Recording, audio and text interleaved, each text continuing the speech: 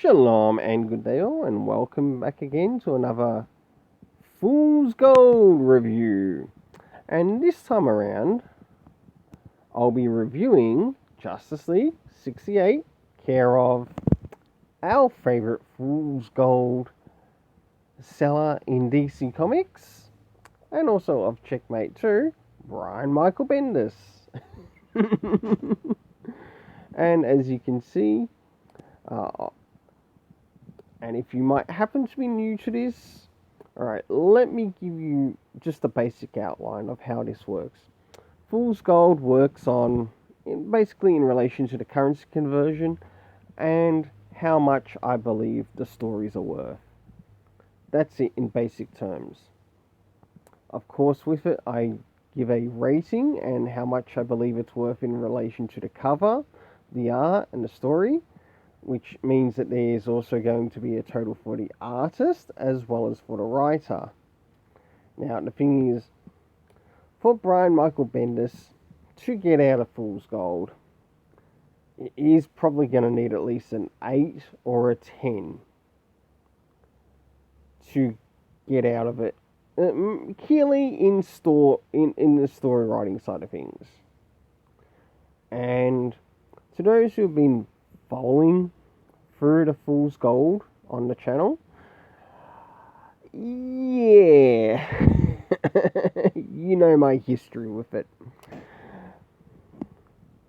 To those who don't, to put it bluntly, he's not delivered a lot of good storytelling, especially in DC. Some people enjoy it, go ahead and enjoy it. I'm not going to stop you. But if you don't like it, you don't like it. So, now it's time to move to the first review, which will be Justice League issue 68. I will not be covering the backstory, to which the backstory is actually 10 times better than the front story. So, moving into the first one, and I like to bring up a question each time I do these videos. And does this cover in any way, shape or form connect to something or anything that happens inside the story? In somewhat an essence, yes. We do get something connected to this that happens inside the story. But do take note that this cover art rating goes towards the artist, but not the writer.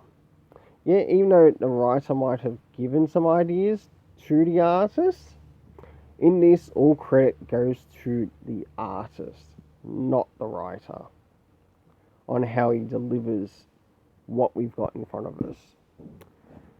And surprisingly, in some form of essence, it does. And we do get to see these characters that we do see here, also in part of the background to what's present.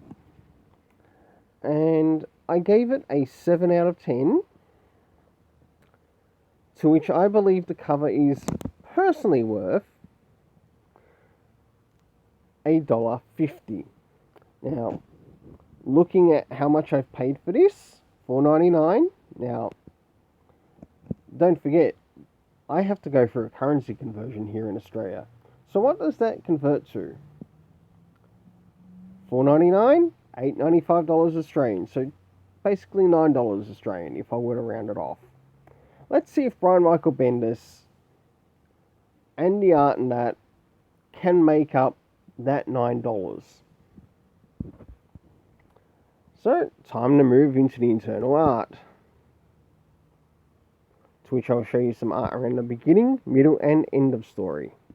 So here we go, we've got the beginning. Some art around the beginning. We've got Hawkgirl, members of the Justice League, Batman, Hawkslayer, plus others. I'll now jump towards the middle to where we finally meet up with the character known as Damon Rose. You know, that one that they've been hinting at in Checkmate. But who's here with him? It looks like we've got a lot of Deathstroke type people here. Are they a part of Deathstroke Inc? Maybe, maybe not.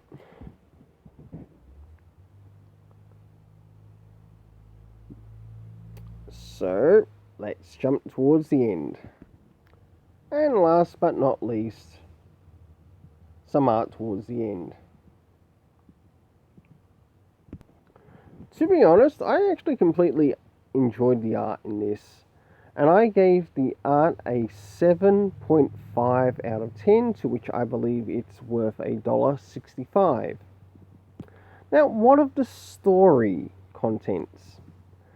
As you know, this is the area, well, to most of the people who follow the channel, this is the area where Brian Michael Bendis gets a pretty fair grilling.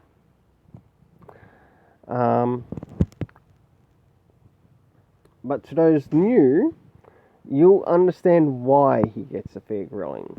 Number one, did he provide any comic references in this story that are important to this story in any way, shape, or form? No. What? No references? That loses points in my book, as well as how much the story's worth. What about time? Did we get any indication of when this takes place throughout the time of day?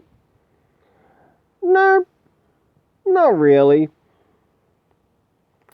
Did we get an indication of the location of where these events were playing out? No, not really. Too bloody lazy to point it out.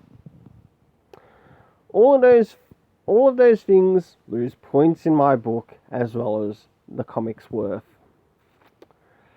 Yeah. What about at least the key important thing? The cast? Well, sure enough, we did actually get the cast of characters. That's about the only thing that he managed to deliver on. Of course, we had the Justice League characters, including the people who make up the Justice League. We also had the Checkmate characters. And, of course, some Deathstroke Inc. characters as well. And last but not least, Damon Rose. For this, the story got a very, very sad 4 out of 10.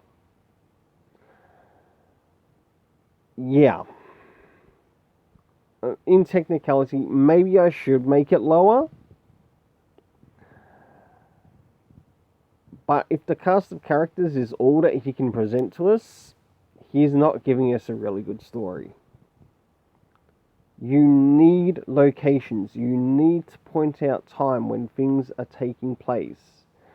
And you also need comic references, especially if you might want the reader to say maybe go back and purchase a comic that they might not have in connection to your run.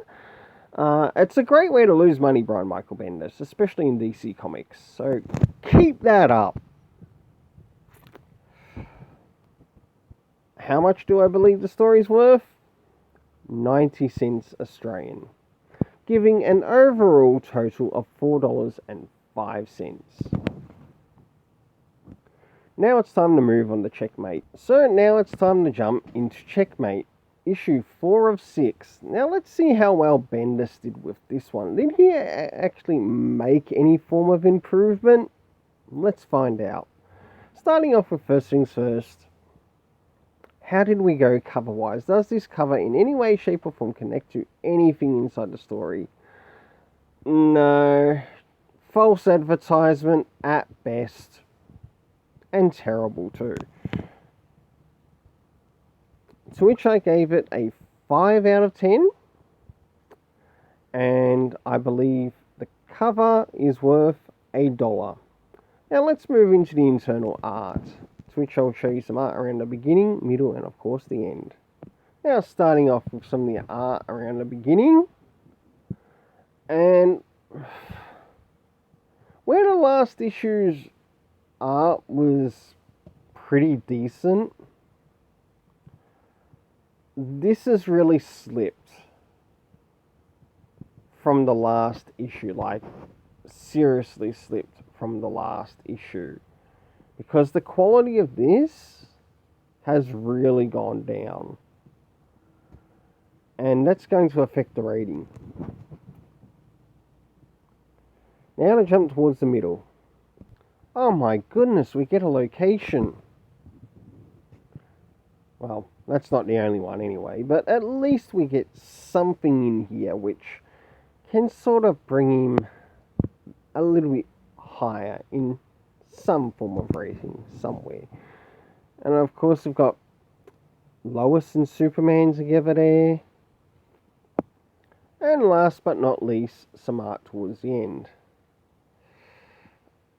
Like I said, the art quality in this really dropped. Even though I did like some of the character appearances, it really did not help the story.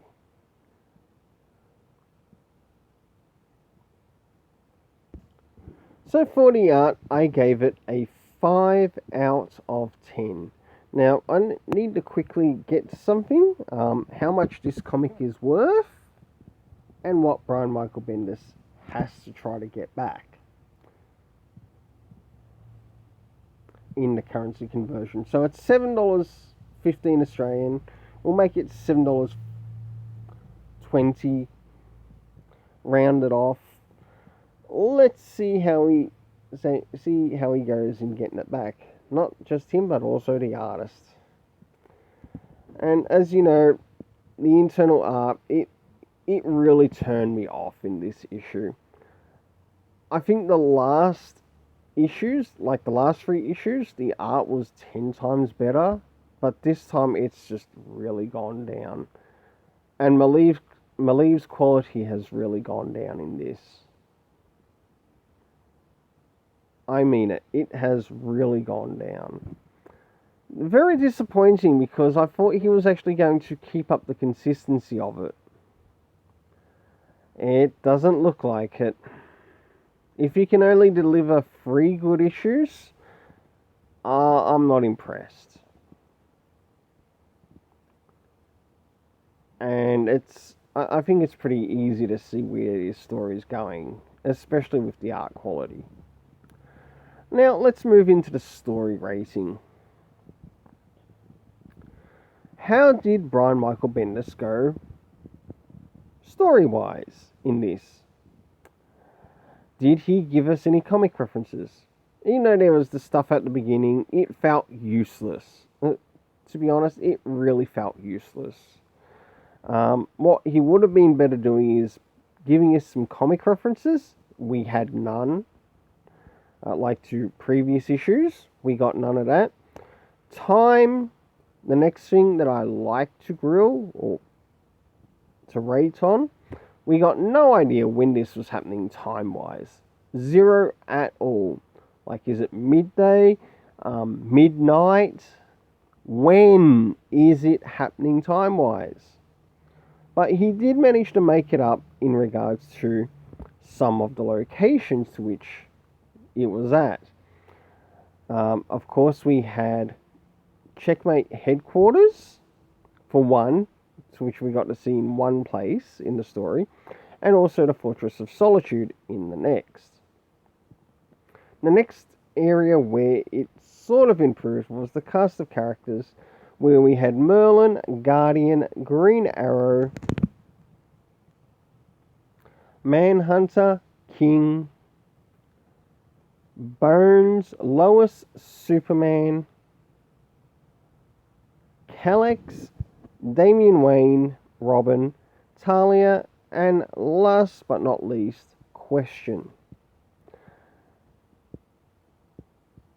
To which I gave this overall story 5 out of 10.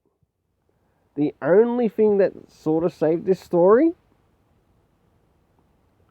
was getting to see some of the locations. 5 out of 10, to which I believe the story is worth $1, giving a total of $3 overall. Well, that's all for Fool's Gold. Until then, please don't forget to hit the like, comment, subscribe, hit the notification bell, and as you can see, I'm on the road to 255 plus subscribers. Let's keep it colourful and have yourself an awesome day.